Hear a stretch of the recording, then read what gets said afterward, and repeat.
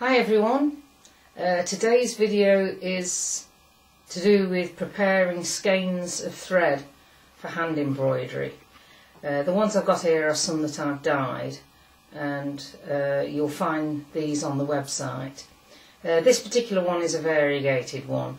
You'll find there's lots of threads that come this way, and this is just to generally show how to prepare them.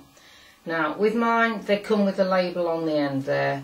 Take details down if you want to contact me, otherwise you can just pull that off, and you'll find it's got a little bit of protective paper on that to stop the adhesive from getting onto the threads.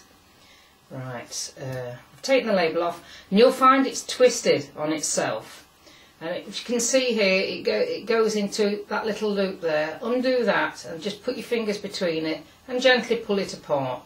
You'll find it's got a slight kink in it, so just keep your hands inside it so that while you're just doing this, to stop it from wanting to twist back on itself.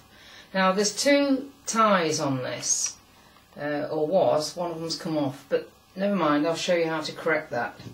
If there's not two ties on it, just put a little piece of thread onto the end of that. That's the one that you want to keep. Okay, we go back to the other one and cut that off. That's the one that where the threads are actually tied together. So you need to snip through this for hand stitching. If you want to keep your thread for machine embroidery, because this type of thread you can actually use on the sewing machine, what you would actually do is you hand wind this onto a bobbin. But if you want to do that so you've not got short strands, what you'll need to do is the old-fashioned method over a pair of hands or over a cord or something, then just wind it onto another container, an old spool or something, so you've got a continuous length. But in this instance, I'm just showing you how to prepare it for hand stitching. So you've got that. Make sure that that tie is in the middle, and you're going to divide it into 3 for plaiting. So carefully take that out. Don't pull and tug at it. Just let it gently fall apart. So you're dividing that. At the moment it looks like you've got four bits, but what we're going to do is put those where we've taken out of the main strand. We've taken out the main strand. We just keep that together there, so we've now got 3. And start plaiting from the top. You may find the need to have somebody, if you're not used to plaiting, just to hold the top bit while you plait it.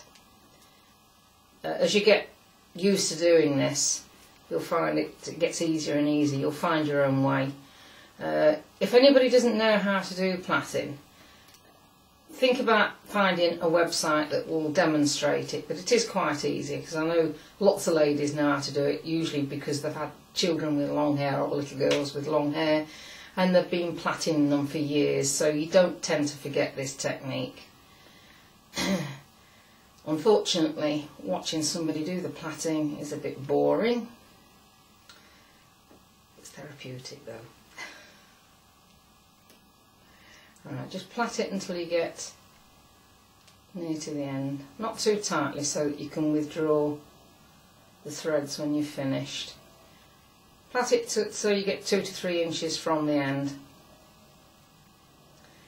Okay, now you can see that's probably enough, because you can put the tie about there. So put that down on the table, get yourself another piece of thread, and just cut a little piece off there. Tie that round